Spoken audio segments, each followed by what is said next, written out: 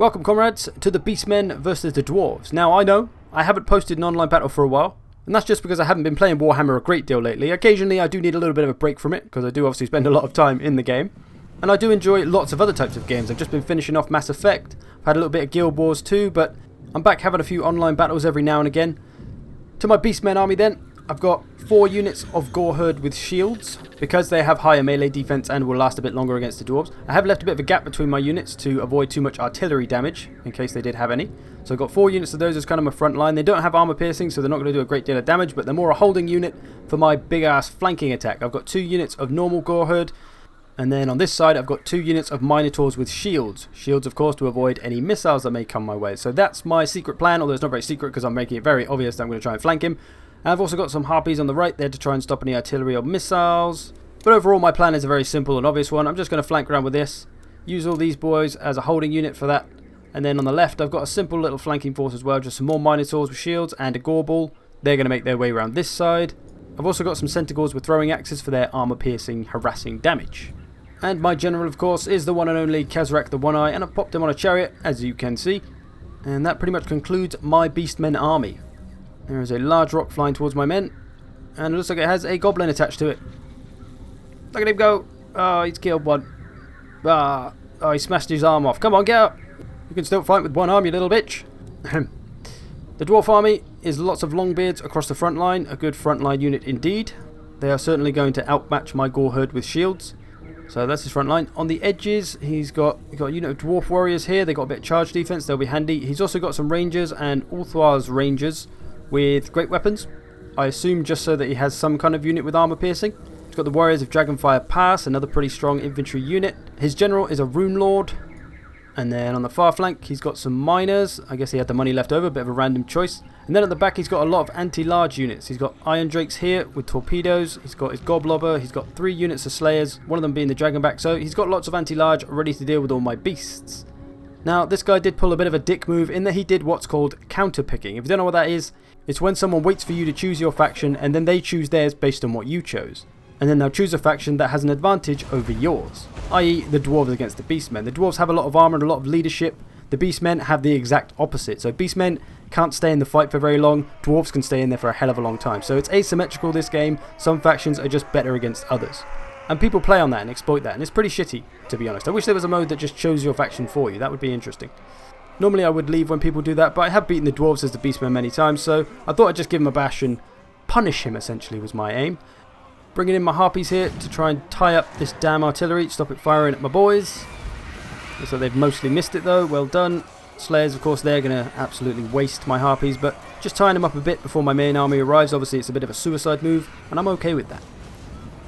My front line is about to arrive now, my Goreherd with the old shields, but they do have Longbeards to fight, so it's going to be a tough test for them. Bringing in the Minotaurs on the left side, going to begin my assault. Now, once again, there are many things to talk about.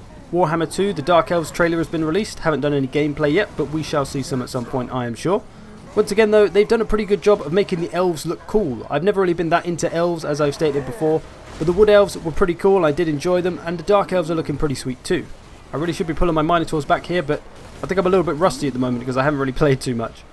My right side attack is coming on heavy though. Minotaurs are coming around, getting after these Rangers. Goreherd are coming around. Going to start to prepare my massive flank. My Goreherd with shields though, hanging in there for now, but there is a lot for them to deal with. They've got Kazrak in there. These Minotaurs should have pulled them back. Too many Slayers around. They got dealt with. That's why I pulled the Gorbel out. Not sure what to do with them at the moment. I just kind of left him there while I thought about it. General's there. My right side attack, my Minotaurs are wavering. I think they've been Rune of Wrath and ruined. I'm going to try and get the Goreherd into these boys. They've just taken too much missile fire probably. I'm not really sure. They seem a bit... I don't know why they rout so early. Oh, someone just got destroyed by a flying goblin rock there. This unit's still doing okay. No Slayers around on this side too much. All the Slayers seem to be over here. Iron Drake torpedoes there though.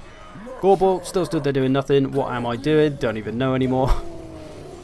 Oh dear. Everything just seems to be falling apart at this point. I finally get my Gorball on the move. I'm going to try and get him into the centre a little bit.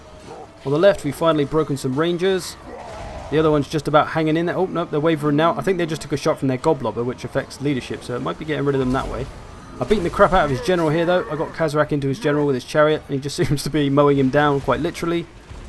Bringing back all the units over here. Got some routed ones. Still 8 Minotaurs left in that unit, so they've still got some life in them. Taking lots of goblobber fire though. Oh, Minotaur's got the old dragon backs on him. See, there's too many Slayers around. Minotaur's on this side, finally coming back. Again though, just Slayers everywhere. Don't really have much choice but to charge through them. We try and run around them, but they're so quick they'll just keep up with me really, so... A little bit of a lost cause on that side. We've still got a few on this side, punishing through. We seem to have one on the right side pretty much. It's just the left side and the centre we pretty much lost. So we're kind of... We've got 1 of 3-1, but he's got 2 of 3, so advantage is his at the moment. Gorbel getting bullied by these torpedoes. He seems to get staggered by every single torpedo. Oh, there you go again. Can't get away from the Slayers at all. It is mightily annoying. Yeah, I do think I'm a little bit rusty because I haven't played for a while. I've been losing a few of these online battles that I really should be winning in my opinion. Just my micros all over the place. And I need to improve my micro anyway, but lately it's just been absolutely terrible. So, got to get back into the game. Got to get back on top of playing like a champ. Or at least trying to play that one. Things are looking pretty dire now though. There are lots of dwarves left and not so many beasts around. Got my Centaurs over on this side. Just charge them into the Iron Drakes just to stop them from firing for a while. They're of course going to get beaten the crap out of fairly quickly. But they'll do what they can, damn it. But yep, everyone's running away. Although, there is one beast that will not run so easy, and that is old Kazarak on his chariot. He's still charging around. Trying to get into any of the nearly dead units. Hopefully, he might be able to rout them. Give us maybe a fighting chance of winning this. I decided to put Kazarak in a chariot because I thought we'd have a better chance when fighting enemy generals, because dwarf generals are pretty tough. But for now, he's just charging around trying to rout whatever he can to give us the tiniest bit of hope that we can get to win this battle. Goreherd getting back into these Slayers. Slayers are actually still pretty good, even against non-large units. Especially against something lightly armoured, like the old Goreherd. Got some more Minotaurs back here. They've got an alright matchup on these Dwarfs. No Slayers around, thank God. The battle is a bit all over the place now, though. Gorbel going to work here. So while my opponent is a bit of a counter-picking bastard, he has chosen a pretty good build for defeating the Beastmen. He had a lot of anti-large ready to deal with all my monsters, and I played right into that by bringing a lot of monsters. And that's half the battle with playing online, is that you might just bring an army that is badly matched with what your opponent brings. So sometimes it's good to bring an army that's completely unexpected for your particular faction, but sometimes it is also good to just go for a really obvious build with your specific faction. And then it's just kind of luck of the draw if the enemy happen to build an army that counters what you've bought well. So a lot of luck involved with the online on this game, but that's half the fun of it. Sometimes you can start a battle severely disadvantaged, but you can still pull out the win, and that's a damn good feeling when you do. For this one though, I have not been able to pull out the win, and I am all but defeated. But Kazarak is not going down without a fight. He's still charging around, mashing up dwarves wherever he can. Go on, Kazarak. He is mercilessly mowing down dwarves. I'm going to get into the back of the artillery. Oh, we're going to stop. Oh, just going to stop behind them suddenly and then just murder them. It's behind you, smash! And that is how Kazarak rolls. Quite literally. He's going on his goodbye tour now. A little farewell tour to all the dwarves that are all chasing him. We love you, Kazarak. Fucking smash!